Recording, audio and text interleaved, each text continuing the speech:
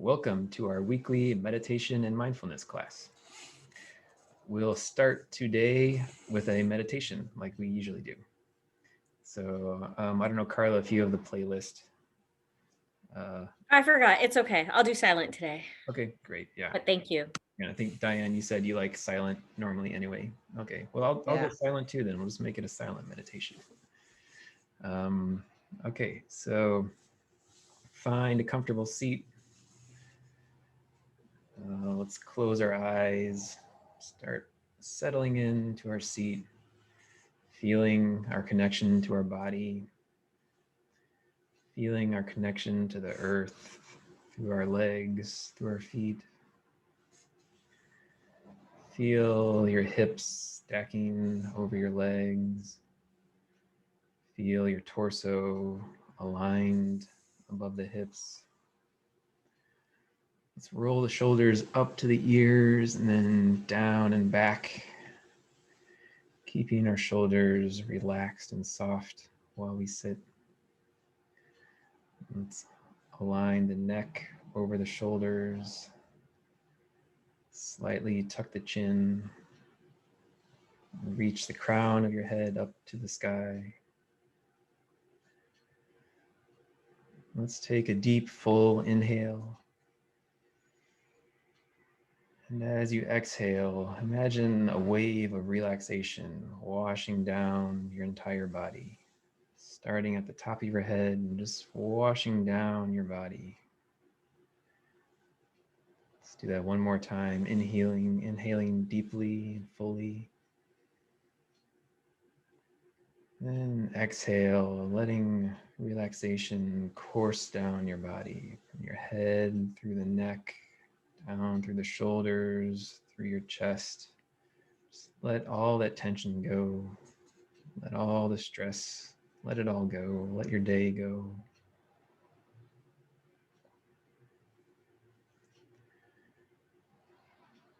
For this meditation, let's try another breathing technique, similar to ones we've done before. This one's called box breathing, where we'll do all an equal inhale, an equal hold, equal exhale, and then another equal hold at the bottom of the exhale. So we'll inhale for 4, hold for 4, exhale for 4, and hold again for 4. So I'll talk us through it for the first couple breaths. So let's inhale, 2, 3, 4, hold, 2, 3, 4, exhale, 2, 3, 4, hold, 2, 3, 4, inhale, 2, 3, 4, hold, 2, 3, 4, exhale, 2, 3, 4, and hold, 2, 3, 4. Continue that pattern on your own for 3 more breaths.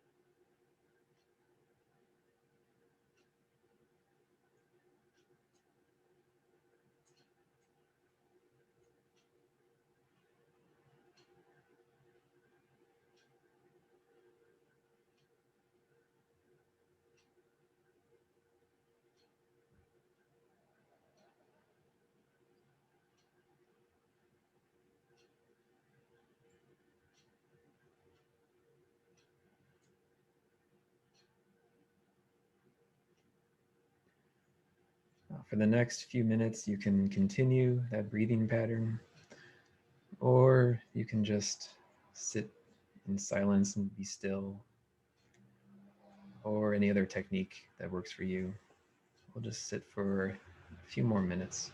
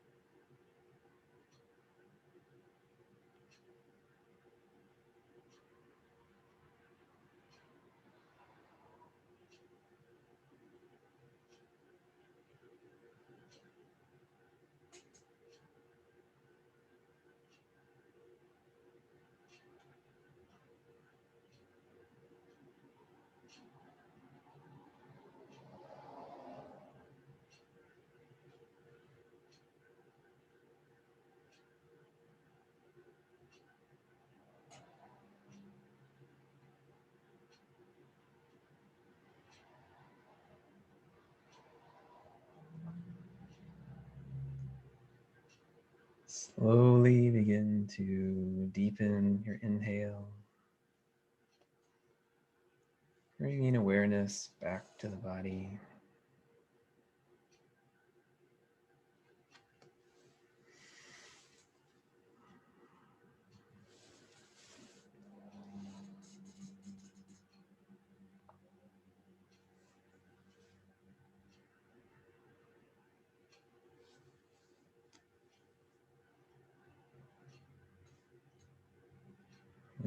steady, opening the eyes, rejoining us here in the physical. Hi, Helen. Hi. Thanks for joining us.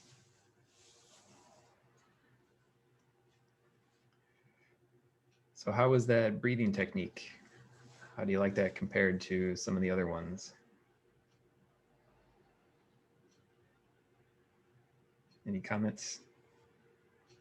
I like to give a lot of different, I like to teach lots of different techniques because I feel like for me personally, I kind of get used to, if I do just one technique a lot, I get used to it. And then I start kind of taking it for granted and just going on autopilot. So that's why I think it's useful to have a variety of different techniques to call upon to help engage the mind and focus it.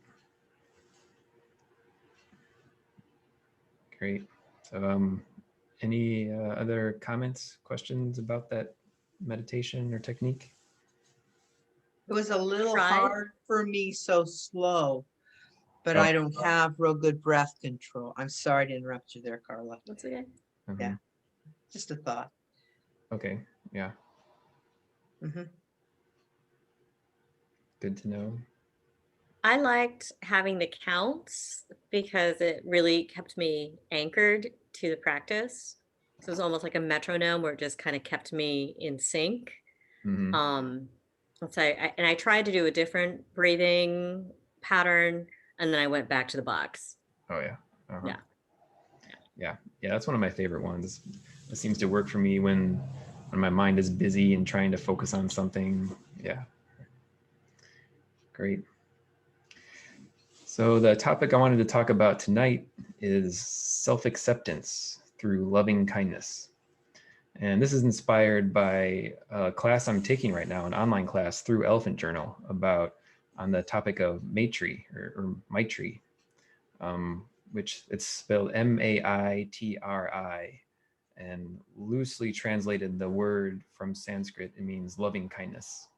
I think in the Pali language, you might have seen it called metta, M-E-T-T-A. It's a similar concept. And the idea is fully accepting ourselves with loving kindness.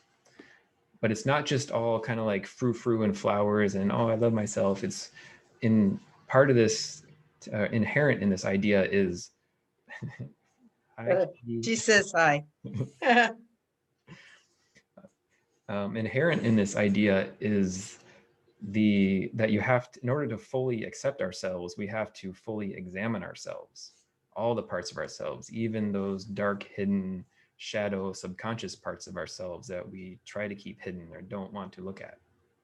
But the idea is to bring these hidden parts of ourselves to the surface and examine them, and then just accept them with love and kindness because they're part of who we are. And those parts of ourselves are all parts of ourselves. We didn't choose how we wanted to develop, right? We didn't decide what kind of person we want to come into. Where those parts of ourselves develop as a response to the combination of our innate inherited tendencies and the environment that we're raised in and the environment that we're responding to. And so we can't control the thoughts that come into our mind or the emotions we feel, right? We don't invite particular thoughts. We don't try to think particular things, or we don't try to feel things. Those just arise within us as in response to our environment and based on our innate tendencies.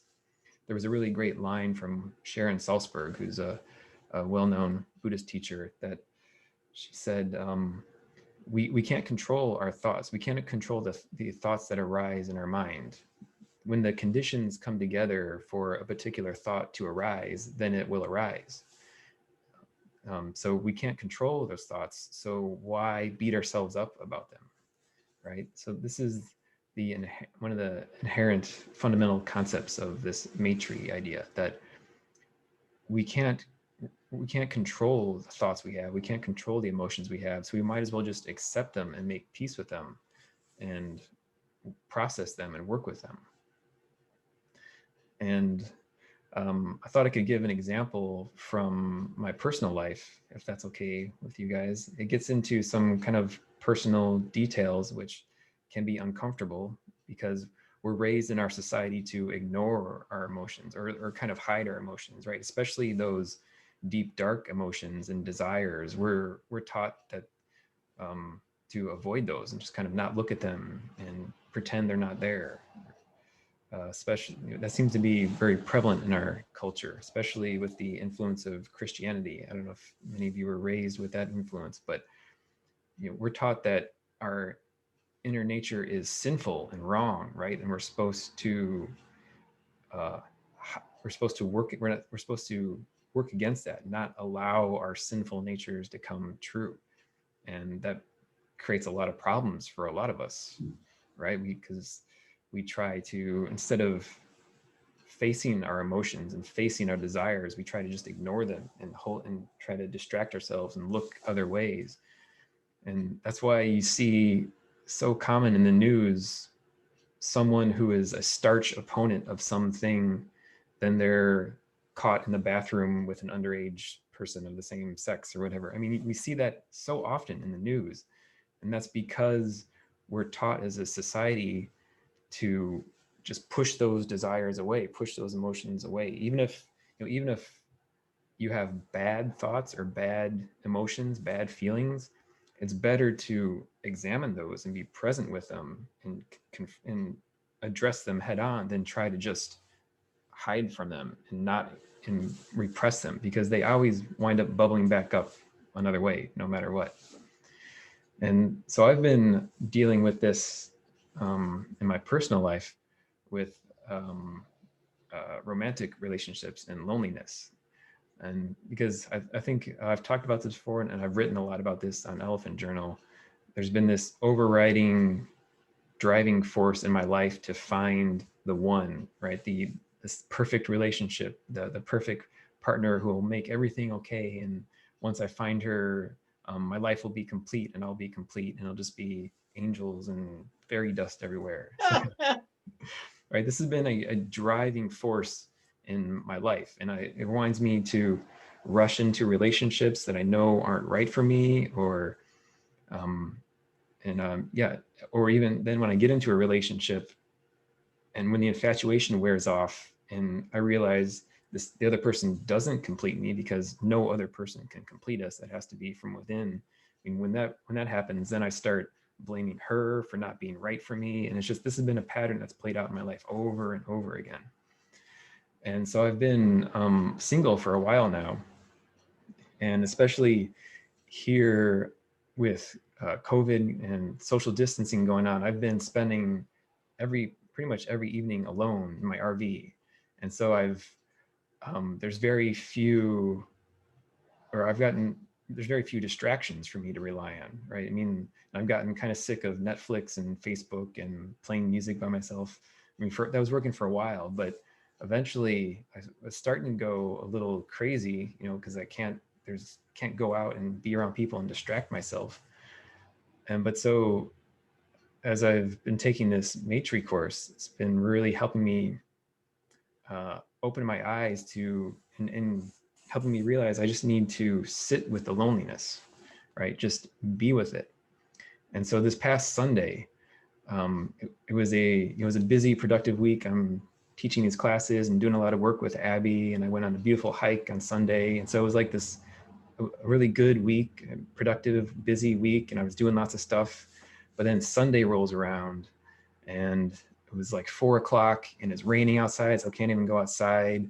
And there's nothing more to do. And it's just kind of, it's kind of like slowing down, winding down. And then I'm just looking at the whole rest of the evening alone in my RV, and I could feel this longing building up in me, right? This that loneliness starting to kind of just come up. And so, but I've been studying and reading about self-acceptance. And so I'm like, all right, this is it. I'm going to just sit with this. I'm not going to distract myself. I'm not going to reactivate my dating profiles and look at profiles for hours. I'm just going to sit with this. And so I did, I just kind of sat there and did nothing else. Just just examine the feeling. And a passage came back to me from another book that I've talked about here. It's called Why Buddhism is True by Robert Wright. And he describes there the process for sitting with strong emotions, and how you can just sit with it, just let the emotions sink in, just surrender to it, and then examine it, right? And so think, like, what is the texture of this emotion? Is it sharp? Is it dull? Is it diffuse? Is it aching? And where in the body am I feeling it? Is it one particular spot, or is it throughout my body? So I was really just trying to examine this loneliness, this longing. And as I did that, I started to notice, was really focused on kind of the front of my body, along my skin, because in particular, I was longing for that sensation of holding someone, right? Of cuddling with someone, that spooning sensation. And so that's what I was really, what my subconscious is really focusing on, like longing, feeling that sensation of holding a warm body pressed against mine. And so I just, kept going into this and just accepting this feeling, accepting this longing. And it got really intense at one point, just this full body longing for that sensation, but then also feeling that sensation that I was missing. And it got really tense. It kind of bubbled up, and then it just broke, it was like a wave building up of really intense emotion. And then it just broke and it released, and I felt better. And so it was really kind of an eye-opening experience. And since then, it's been 5 days now, I haven't had to deal with that longing again. And so I wanted to share this as a way for when I talk about sitting with emotions and going into emotions, this is the kind of thing that we have to do, right? Just fully feel these emotions and let them affect us. Because emotions, they're our subconscious trying to tell us something. It's a message bubbling up from our subconscious of something we need to look at. And if we ignore it, then it just keeps bubbling up. But if we open to it and accept it and learn what it's trying to tell us, then it can go away. Then it just flitters back into the ether instead of continually coming back and haunting us. And so, yeah, I wanted to share that experience. Any questions? Any thoughts, comments? Because so I think, so I talked about dealing with one specific emotion, but I'm pretty sure you could apply this similar approach to any strong emotion. I guess would probably play out differently with a different emotion, probably be different with anger or sadness, but the idea is still the same, to just surrender to the emotion instead of fighting it.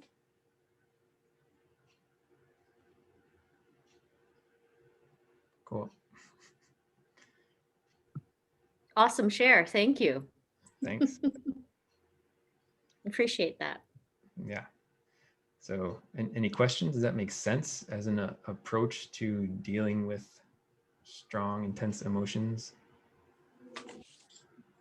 Matt, maybe I missed it. I was listening to you, and it's an incredible experience that you share. Thank you. But I'm not clear how you were able to overcome that strong sense of feelings that you were having. Well, yeah, like I said, I just kept feeling it and kept focusing on it and going into the emotion and examining it. And it kept getting stronger and stronger. And then it just kind of like popped and went away. It kept building and building and building like a wave. And then it broke and crashed, and then it was gone.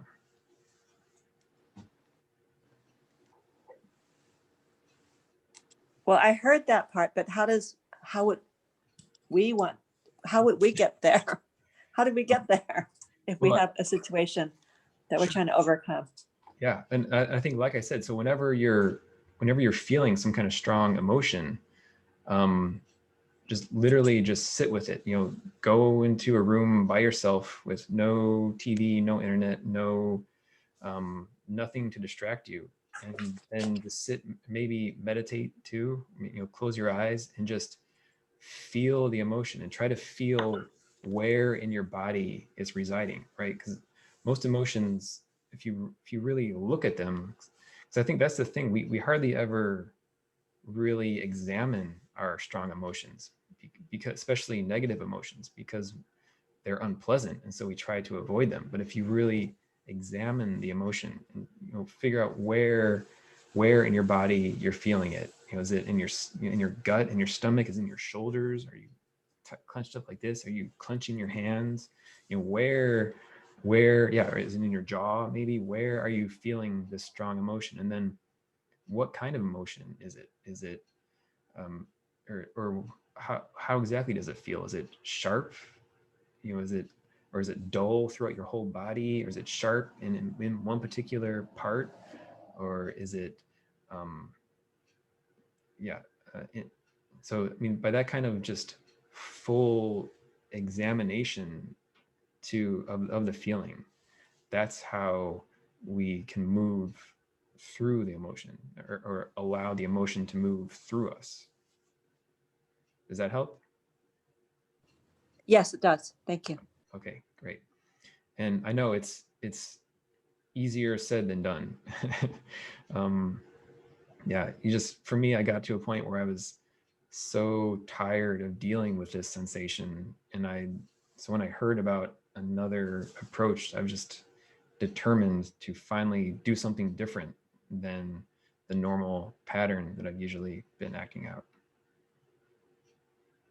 Did it ever help to talk to a friend or have someone say, yeah, I get that too, or anything like that? Or did it just not help? Yeah, I mean, that definitely helps too in the moment, but it's never helped like this particular experience, where I felt like, I really just processed it, really allowed it to fully move through me. And I suppose that could happen with talking to a person. I imagine some counselors or therapists are kind of trained to help walk someone through that. I would imagine there's probably some techniques that are similar to that.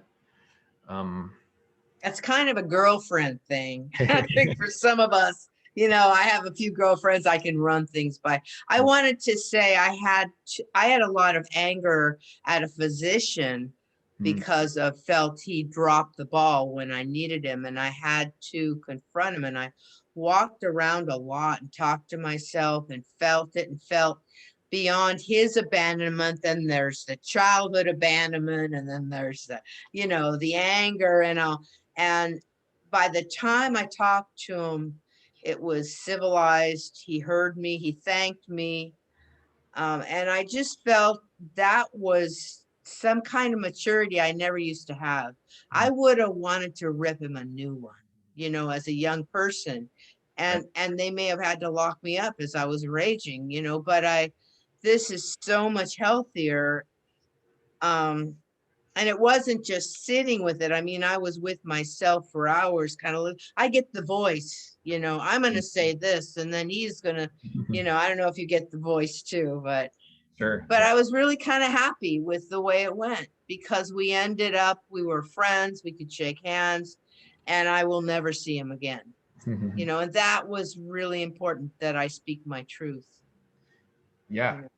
Great. Exactly. Yeah. That's a healthy approach to anger. I mean, not avoiding it, not ignoring it, but also not getting stuck in it, not letting it, and not lashing out in anger. Because so like I said, we're allowed to feel whatever we feel, right? Nothing we feel is ever wrong. That's just what we feel. But how we act on those feelings is the one thing we can control. And so when we do like you did, and take that approach where you examine the feeling, or you let the feeling play out in yourself, then you're able to act in a way that didn't cause more pain and anger. So well, I'm amazed in this country how we dehumanize other people with our anger, right. and tear them apart. And under it all, I love the man. I've known him a long time. and Mhm. that's the deepest source of the pain, because I think someone I love is going to show up for me and help me. Mhm. And I think to realize, do we love Donald Trump? Should we pray for him? As a lot of people would say, yes. See the humanity in him. Don't totally dehumanize him, or someone you think is a bad politician or something. It's not popular to say that, Mhm. but truly there is humanity in all of us, and to dehumanize and tear at character, it doesn't get us anywhere, right? Exactly. Yeah. Yeah. Yeah. Just hate and anger just propagates more hate and anger. Yeah. Mhm.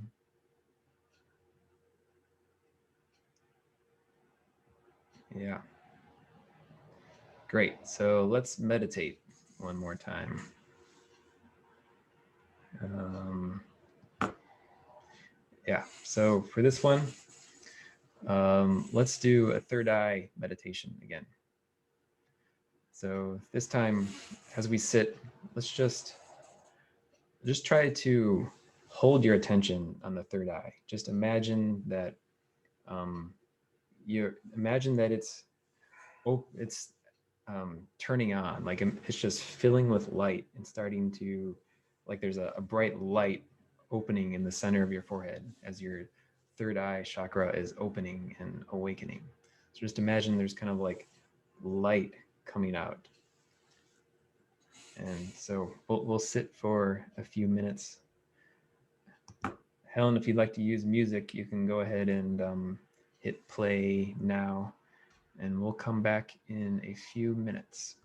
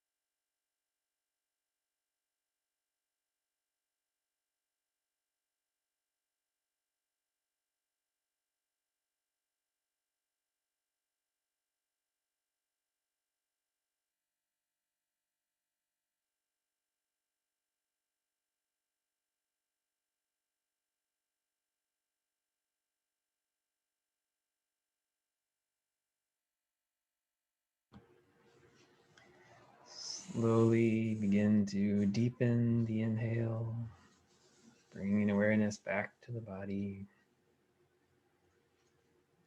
coming back into the physical.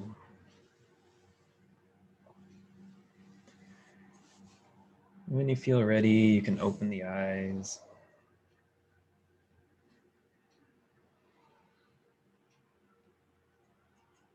Great.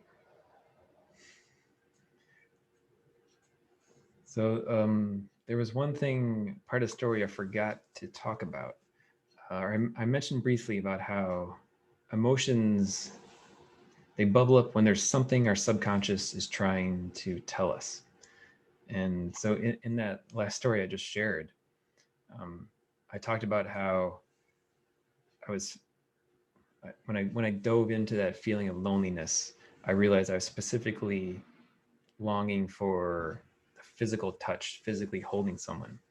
And as I kept diving into that, underneath that was this feeling that everything is okay, right? Because I have these memories of cuddling with an ex, and you know that feeling when you're just glowing, particularly. I don't want to get too graphic, but especially like after sex, when you're cuddling and you're just enveloped in that warm glow, right? And just feels like everything is okay and everything's wonderful, and you're just soaking in that euphoria. So like that's what I was really craving, that feeling that everything is okay. But but then my conscious mind comes into play and is like, but wait a second, you had that, right? I'm thinking specifically of this one long-term relationship I had where we lived together, and we that was like a common sensation, right? I had access to that commonly, but that still wasn't enough. I was still dissatisfied with the relationship and dissatisfied with life in general, right? So even when I had that thing that I'm craving so long now, that didn't fix everything. That didn't make everything okay.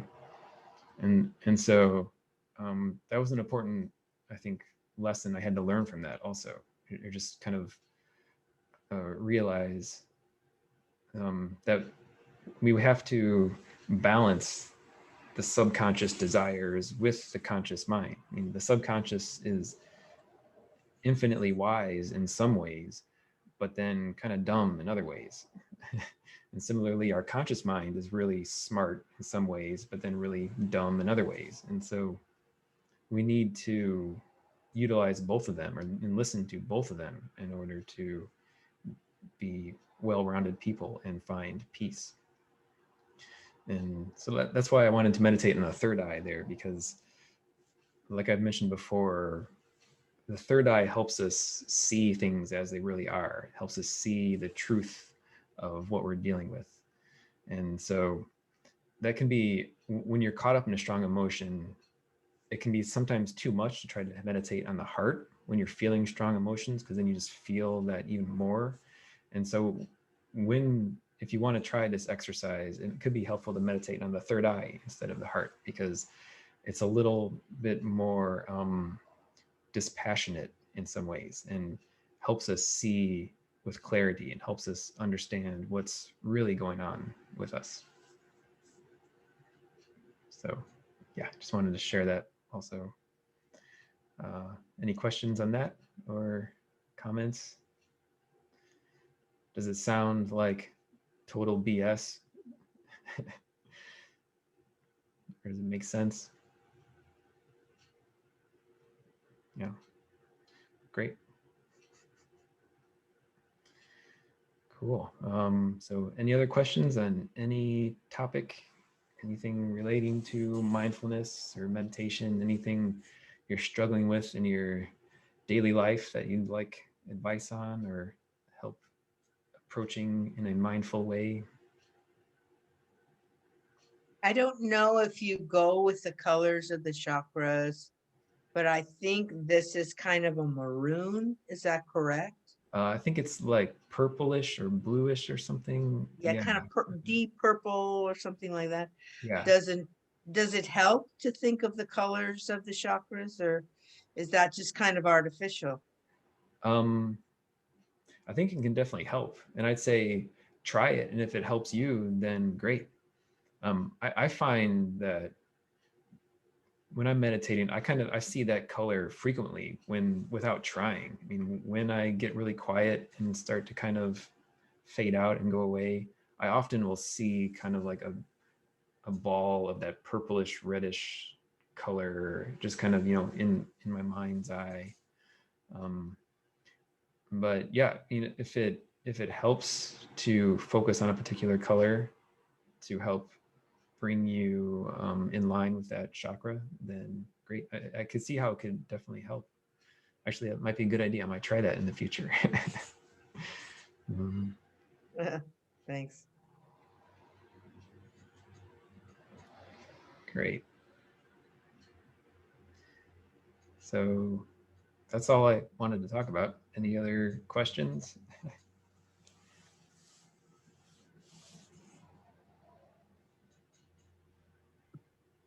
No, I just really appreciate the practice, being able to practice and sit and create the Sangha this way. And I do like this approach of meditating and then kind of having a share around it and then going back in. Mhm. It's a nice format. And I also just appreciate how openly and authentically you're sharing. It's quite vulnerable spot, and I'm happy to hold space for you in that. And so I just wanted to acknowledge it because that was quite courageous to share as much as you did. And it's also will inspire me to stretch myself that way too. So thank you for leading by example, Matt. Right, right. And that's what I'm hoping, because we Yeah. need, in this culture, we need to have more open, honest conversations about our feelings and about our Yeah. subconscious, because a lot of the strife that's going on in the world is because we're taught to repress our emotions so much. And so, yeah, I feel strongly that this is what we need to heal the country, heal the world, heal ourselves, is we all need to understand ourselves. Yeah, I think uh, Donald Trump would benefit greatly from examining his emotions and sitting with his emotions. I think all the politicians, um, like we've talked about before, anytime someone is lashing out in anger and pain, and anytime someone's causing pain, it's because they're suffering themselves, because there's lots of repressed emotions in there that they've been taught their whole lives to repress and just try to move past and ignore.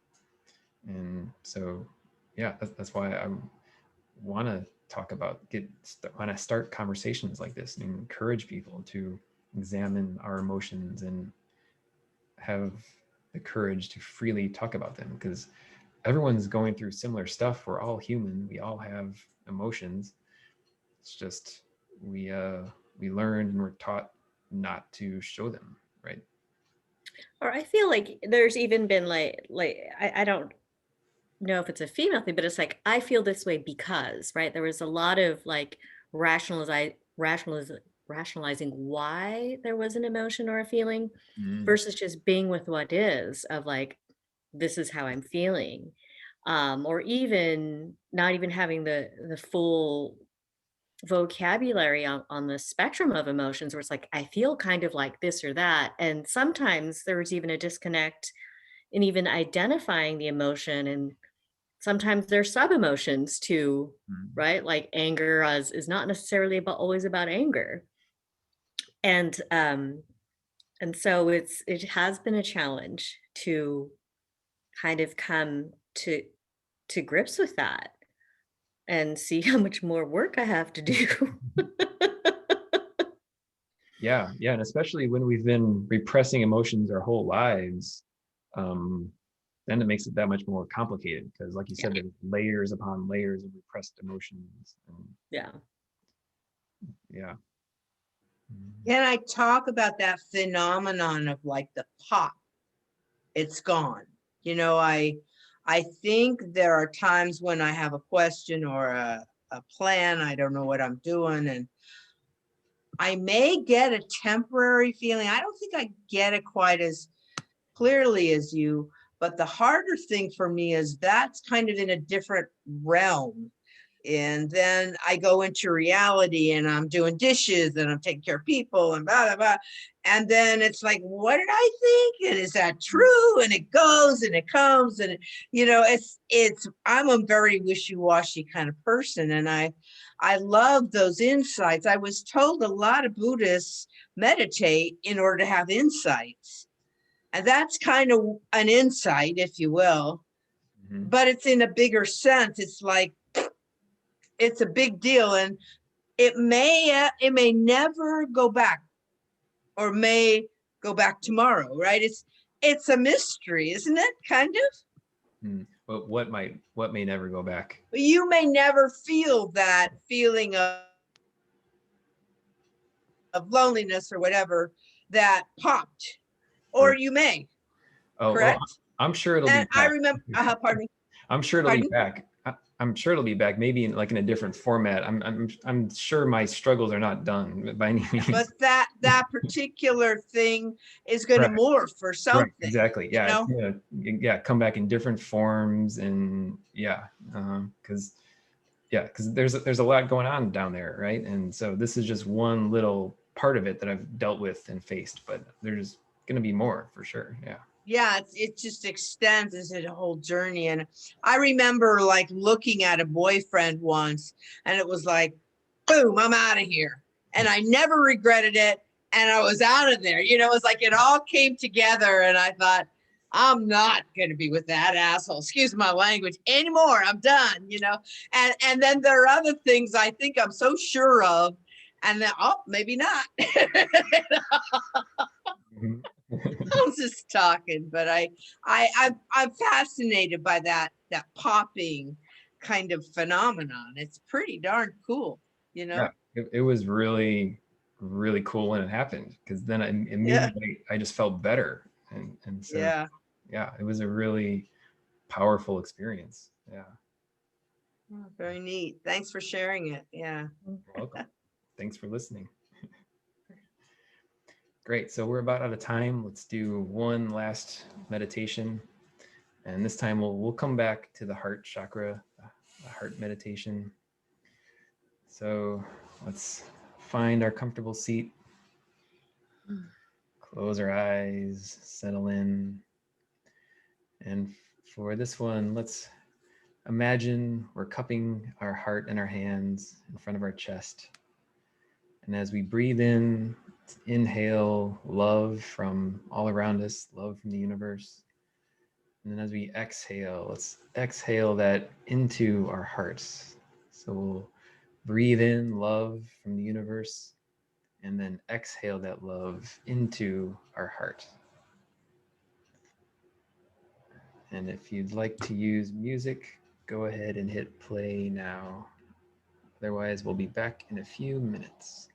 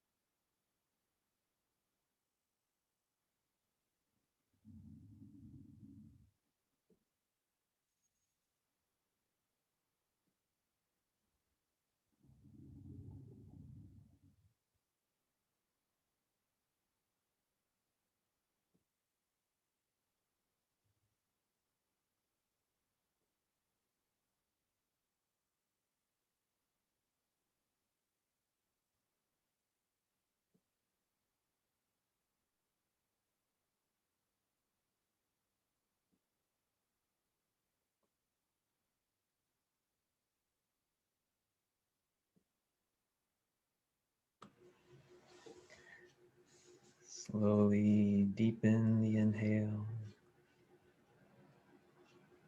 Coming back to the body.